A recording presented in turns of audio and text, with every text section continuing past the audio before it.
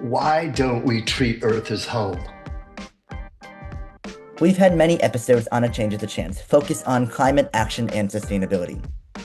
Ranging from global policy to cultural shifts and the green building movement, there are many ways to combat the climate crisis. However, it often seems that both the general public and massive corporations just don't care enough. Welcome to the 50th episode of A Change is a Chance.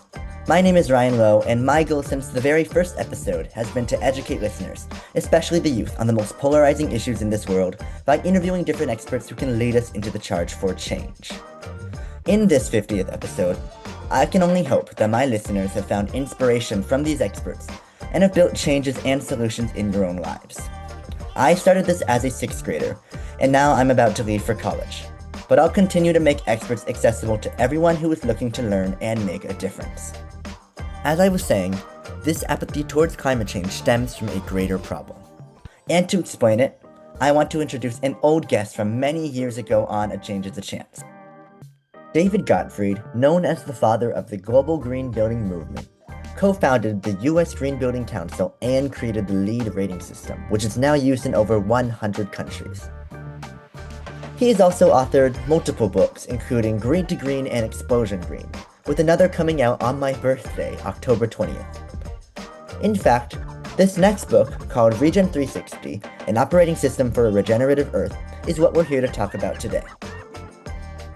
How are you doing today, Mr. Gottfried? Oh, sorry, David.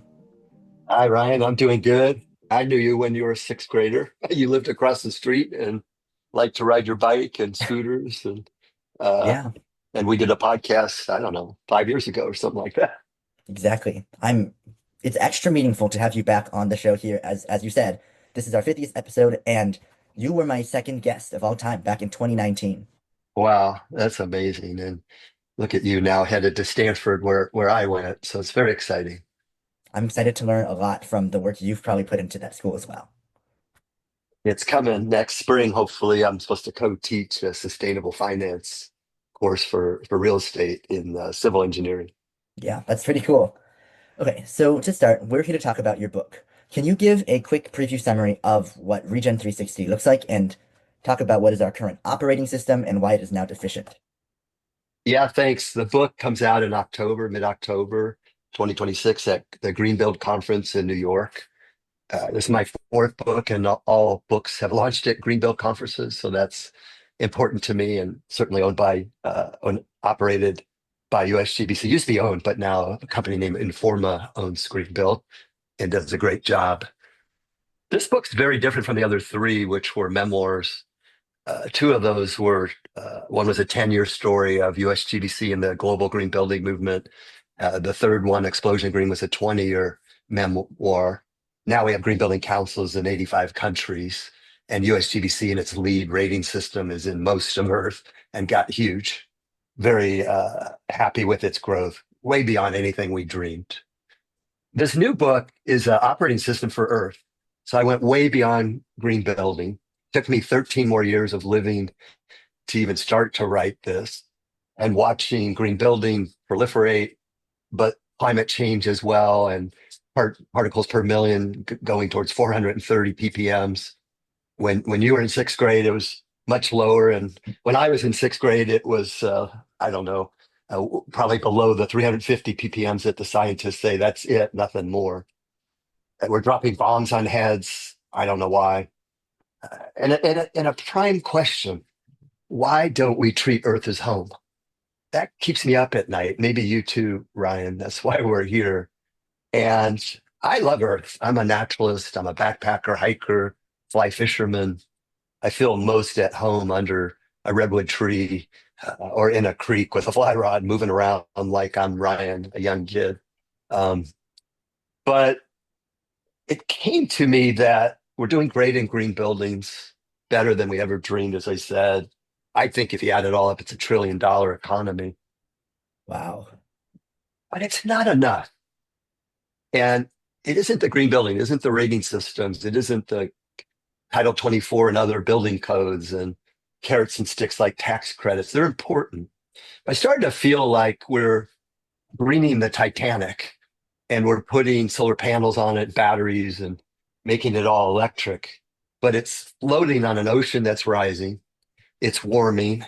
It's acidic. It's killing coral. The CO2 is getting greater, and it's headed at the iceberg that's going to hit. An iceberg is actually melting. And I want to turn the ship. I want to change the oceans.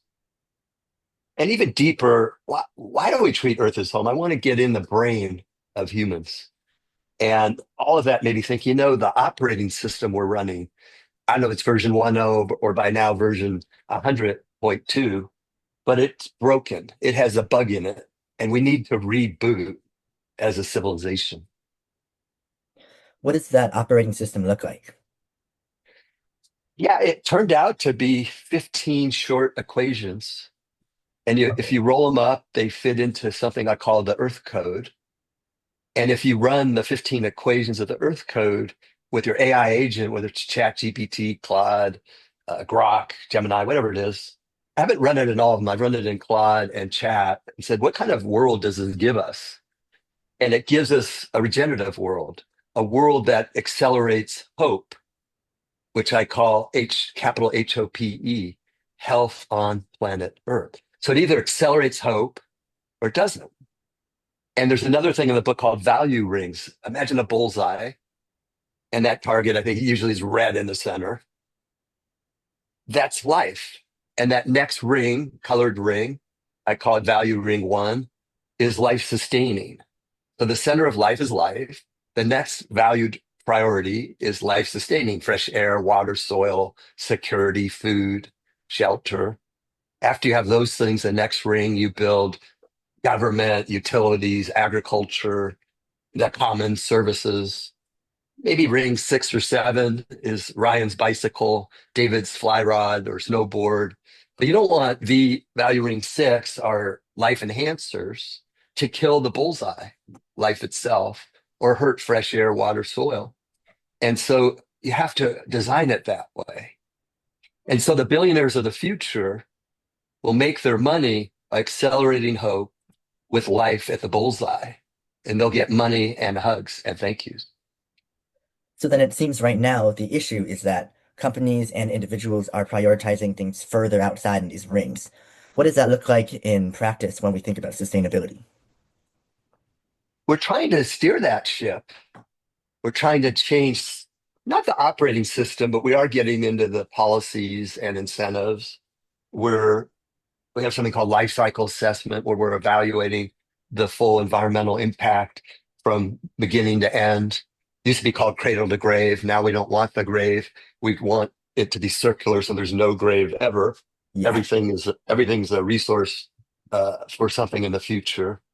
So we're trying hard. There's a lot going on in the green movement, but it's not enough. The slope of CO2 steep, and we're not meeting our national commitments for the Paris Agreement. Countries or a country like ours, Biden signed it and Trump exited, which I'm embarrassed. Other countries are trying hard. They submit their national plans, and you can find those publicly. And very few countries are meeting their goal. And when they are, they have a lot of solar, wind, hydroelectric helps a lot. Those are the main things. And they're reducing coal, natural gas, things like that, burning petroleum to generate electricity. So they're moving to the renewables, which is great. But we really need to shift. And the Earth Code became my way of looking at what's valuable in life for the bullseye and to accelerate hope. And it's these 15 items. You might enjoy hearing, and your listeners, Ryan, like, how did I come to those 15? And what was the book writing process? I'd love to share that if that's okay. That would be great. Yeah. I didn't intend to write this next book, but Ryan might remember, it's probably smaller, my Labradoodle. We got my dog the same time you got your dog, I think. What's your dog's name again? Perry the pug. I remember seeing him in your backyard on your, I don't know, your platform. I could see him over Yeah. taller than the fence, even though he's small. But Juno, the Labradoodle, and I would go out. We go out every morning. And maybe 2 years ago, two and a half, when AI became available, ChatGPT, kind of the first one we all learned. I learned it was easy to chat with Chat GPT, and you could hit this little button as you walked and record, and it would transcribe your recording. And I would save that in an Evernote or notes. It didn't matter what you use. I use Evernote. And I would take topics on the walk each time that were important to me in life or things I was dwelling on in my own life. But the basic premise was what we started with. Why don't you treat Earth as home? So I'll say 2 minutes on that, transcribe it, save it. Chat will reply. Da da da da. Here da da da. And then I save that. It's the second post. Then I'll comment, save that. It comments, save that. And we're hitting the ball over the net back and forth, which I call a volley, like tennis or pickleball, the rage.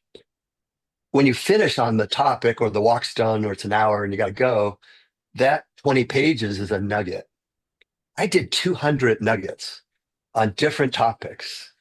One might be survival wiring. I believe our survival wiring, that's caveman origin, is Darwinian and killing us because the tiger isn't chasing me. I have the privilege of going to Whole Foods. I have air conditioning on right now in an insulated house and I'm safe and cool. So I'm not worried about food and shelter and heat. A billion of us are worried about those things on Earth. There's some 8.2 billion now, and those people, the wiring maybe is helping them, but for a lot of us, it's hurting us. And we're still trying to hoard and create more than we need because of fear. Fear we'll starve, fear we'll be killed. And somewhere in there is like, if I have more money, more titles, more status, more power, I'm a stronger human and I'll survive. And you know what? We have more than enough. Some of us, we have too much crap. We buy bigger homes than we need. And we fill all the closets with crap. And so that's just one item. I ended up with 200 nuggets, 2,600 pages of Wow. text. And then I got COVID maybe a year ago, and I had to stay home for 10 days because I wasn't healing. And I was elated. And because it gave me the quiet time to read the 2,600 pages. And I synthesized it as an engineer into 53 topics. One is love and relationships. And it appeared in 22 places across 2,600 pages. So I made a spreadsheet. Maybe resiliency hit, circularity, uh, electrification, but also scarcity, fear, um, being a good dad, any topic that was a nugget. And I ended up with 53 of them nuggets, and then used Chat and Claude then to shorten it to the 15. And then each of those got a chapter in the book and then a one-line code. And so the book starts with a simple equation. If it destroys life, then it is false. And that's back to the bullseye life, hope, capital HOPE. And it starts creating the second code. Orientation to life equals prerequisite for evolution. So now you can orient yourself, your work, your studies at Stanford, your money you make, the products and services, how you run your family, ethics and government. Third, truth equals oxygen, transparency, no hiding. Stop hiding your data. Stop hiding your feelings. Can't we have an honest conversation? Behind hiding is fear. And we need to deal with it and move into vulnerability. So clearly, there's a lot of facets to the Earth Code, and they go into all these different ways. I mean, you talked about truth, and you were going on about love and relationships and the survival instinct. So it seems like you put definitely a lot of work into this book and how it's organized, which is pretty amazing. And you had also mentioned a little earlier on that how the way our current operating system is working, people are too focused on prioritizing things further out of these rings, and that seems to look like forms of short-term profit over long-term life and sustainability. But historically, the reason why people are so set on that is because it's been the status quo. And I feel that people are probably extremely unwilling to compromise on that. So, using the Earth Code and these ideas that you're preaching, how can we convince people to act for this common good when we're so used to individualism instead? It's great. Well, the Earth Code will expose that thinking and it'll expose ego and greed. It'll expose putting yourself over others. Even in relationships, that chapter is called the architecture of love. You might have chemistry and love someone, it's your girlfriend or your wife, and maybe even get married, have a kid, but maybe it's sitting on a weak foundation and a weak structure, and you haven't built it strong. And what are those conditions of relationships? This transparency, the truth, but mutuality, openness, sharing, repair. A lot of us get in a fight and we don't know how to repair. One of the hardest things to ever say is I want to take ownership, my bad, and I'm sorry. Yeah. I screwed up. I am sorry. And I care about you. How can we repair? Can you imagine if we did that between countries? They don't know how to do it. They're like, I'm pissed at you. Let me drop some bombs on your head. And I'm right. And God is on my side. That's so small. It's just, I understand safety and self-defense. I'll go into self-defense mode if my dog's at harm or my kid. I get that. But I think more divine feminine is needed in this world of talking, of building relationships, of communication instead of maybe more male aggro. Your car cut me off. I'm honking, and the horn is a placebo for missile launchers. Because I'd rather blow you up, you know? Yeah. Why? Because you cut me off, you know? Chill. But I'm that hot male too. And we all have to catch ourselves and move out of that survival wiring is amygdala base, which is hot and heated and good for survival, and move over to the prefrontal cortex, which is more logical and calm, from sympathetic nervous system to parasympathetic, which is breathing and meditation, and take a chill pill. And society needs this, and we need operating conditions and governance. I really love how you're going far beyond, and as you said earlier, this is way beyond green buildings, but you've now gone into so many different issues in psychology and misogyny and really every facet of life. And I think that's a good understanding of how most of our social and environmental issues must be fixed in this broader interconnected way. It's great that you're talking about that. Well, and you guys know about it, and this is your future we're talking about, really. And we're having a conversation with you, and you're enabling it as a host and a curator and as a curious person. And my my generation needs to empower you to have these vulnerable talks with you despite generational gaps. And even listen, my daughter, you may remember Maya, she's 21. She teaches me stuff every day. And I have to get my ego that I'm the dad, I'm older, I've lived more. Screw all that. Like, what can we learn from each other and co-create a better future?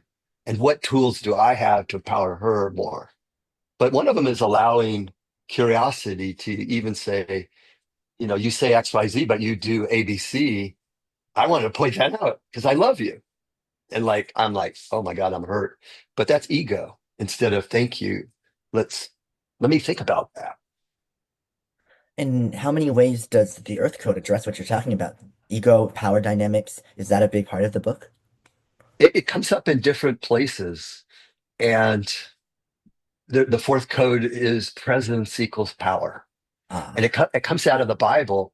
And the chapter is called Hineni, which is Hebrew for here I am. And this is Abraham before God. And God said, bring Isaac. He actually wants to sacrifice him for Abraham to prove his allegiance to God. Never happens. It's a test. But he stands before God with his kid. I am here. I put it on us. Are you here? Are you really here? Are you on your phone? Are you on your TikTok?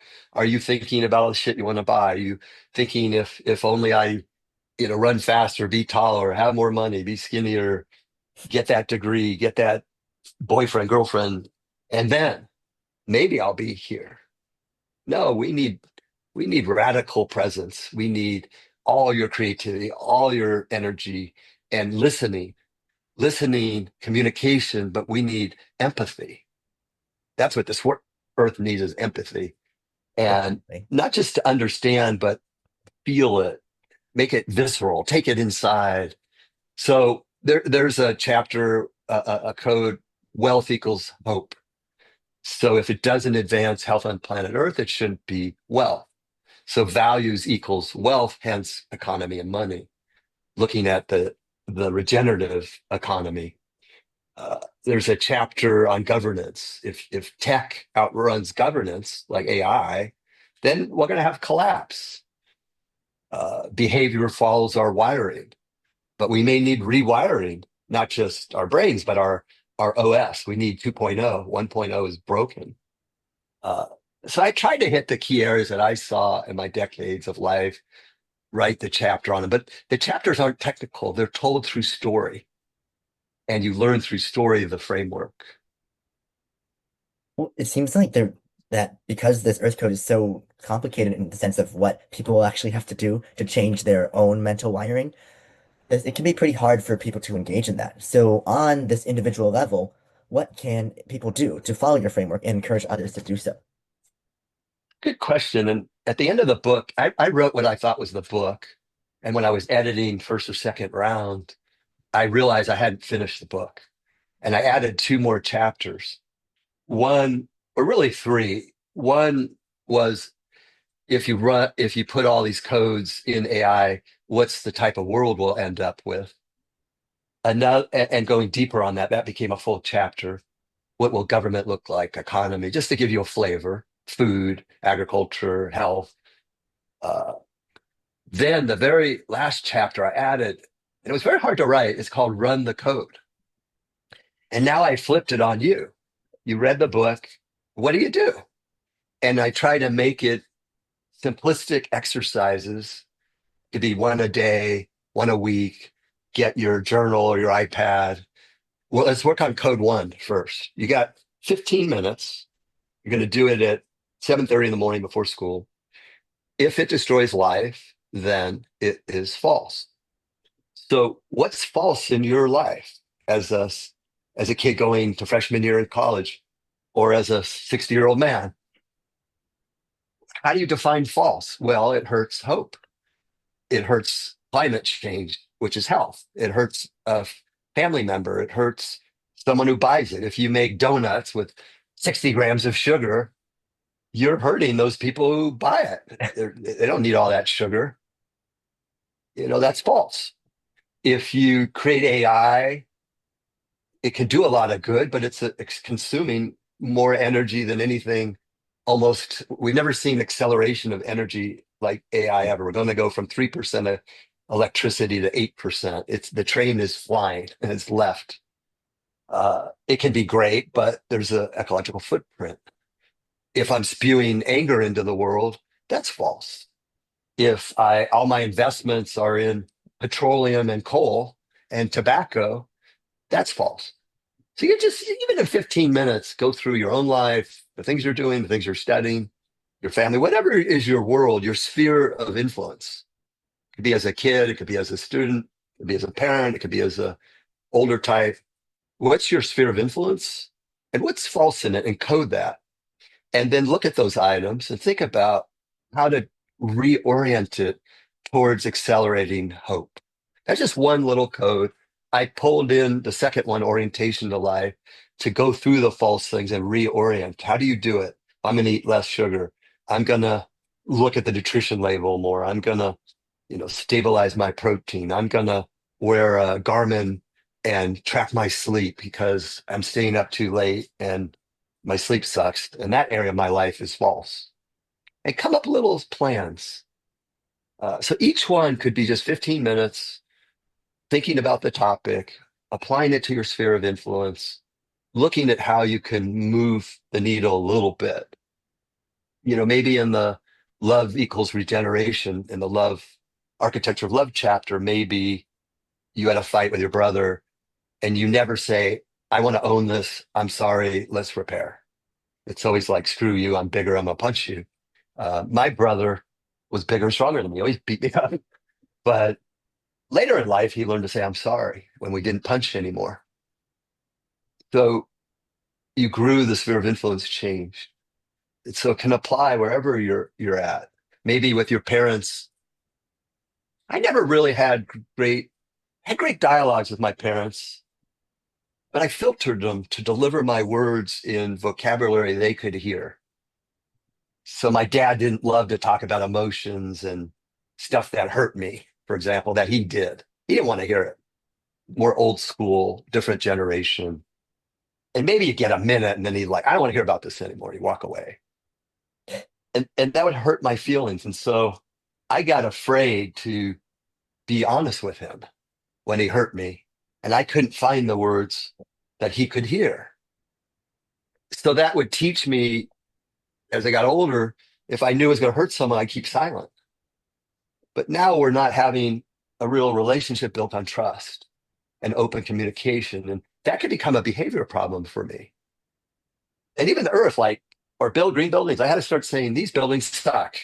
Your building sucks. The carbon's bad. The water, use too much water. You waste too much. The insulation is lousy. The heat gain on the roof is bad. Dude, wake up.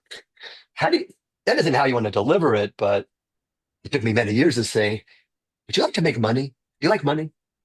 Yeah, yeah, I want money. Do you want to make more money? Oh, I love money, money, my money. Can I show you how to make more money? How about I save you $100,000 a year and I increase your rents in your building by 10%? Are you interested? Oh, yeah, yeah, yeah, yeah, yeah. What's the catch? I didn't say green building. I didn't say solar. I didn't say batteries. I didn't say hug a tree. I went in their word, money. And then I have to show them how to get the return on investment and be sharp and fast to steer them into green building through ROI. Yeah. So it seems like overall, these ways to further contribute to the Earth Code are more self-reflective, self-improvement. And it seems that relates back to, I mean, what you were just talking about, people's values. And I know you've been talking about that this whole time. So you just talked about how you would ask GPT and Claude what the world would look like with the Earth codes in place. Do you have like a quick summary of what that looks like so we can see? Sometimes I like to refer to it as the garden. It was pretty good in those early days with Adam and Eve. And how do we cross over the river and get back to the garden? It's not all new. Some of it is remembering. Some of it is, hey, those old indigenous, they had it right with the seventh generation principles. They respected the trees, the buffaloes, the rivers. They didn't think they owned the land. So it's not ecotopia. It's it's a turning of that ship. It's getting the billionaires of the future to do good with making of the money. Every dollar made lessens our ecological footprint. And I've worked in a vertical that's done phenomenal, the best on earth at green building. And I'm proud of it. But it's sitting on the horizontal of government, utilities, systems, and even psychology and neuroscience, and certainly health. And just trying to wake us up and help your listeners and the younger folks to think more broadly and to think of different options as you go into school and the workplace. And understand also, yeah, if you want the wealth, that's great. But what I'm talking about is grounded in science, and the wealth income is going to shift to hope and health. It has to. Because with global warming, with typhoons, with wars, with food scarcity, with aquifers draining, oceans, and hurricanes, typhoons, it's all pushing us that way. It's just a force. We're heating up. And so why not understand where you live? Why not understand the context of the class you're taking? And why not? I give you an invitation, just question everything. Raise your hand and say, you say X, Y, and Z. I don't want to just memorize it to get my A. I want to question, is that the right equation? And you're assuming A, B, and C, and I question A, B, and C because they were built 4 generations ago when population was 6 billion. We're headed towards 10. We're way beyond the carrying capacity of Earth to sustain. And I don't think you're thinking holistically and systemically enough. So just trying to wake up. I love AI. It's going to be our future, but how do we use it as a tool for good? How do you use it to be a better person and improve your Regen 360 score in the 15 areas of your Earth code? Absolutely. And I mean, just going through all of what you talked about in Earth code and technology, it seems like you have a pretty good idea of what needs to happen for us if we want to survive as humanity. Thank you. I'm just a guy who's gotten older somehow, who is like you, Ryan. I was alert, young, and never stopped dreaming. And I love that you started this in sixth grade. That's so great. I was student body president in high school, and I rewrote the Constitution. I was just like an idiot. And when I finished it, no one cared, but I did. I did it. I remember I got the award at graduation. It was the Envisionarian class, most eager award or something like that. And even then, I wanted to change Earth. And here I am. But I played in real estate development buildings, and I dug in and helped shift my whole industry. I didn't do it alone, but you can do it, and that's fun. That's a life well lived. Yeah, I mean, you've done a lot of amazing things, David. Maybe, but it's not about me. It's just about trying to contribute, and you're Yeah, doing I that, understand. and trying to help, and trying to do things better, and and you have this embedded here. You care, try just caring about the next person, the plant, the tree, the river, the deer, the air, the water, the soil. Why can't we just wake up and care like Ryan? I mean, as you're saying, it all seems to go back to empathy, and we do lack that in society in so many different ways. And Yeah, you're going to go to college, a great one, and other friends. Maybe they're not going to talk about all these items. So bring them up. There's a deeper education we're not talking about. Feelings and the brain and empathy. Yeah. And building a civilization we're proud of. absolutely.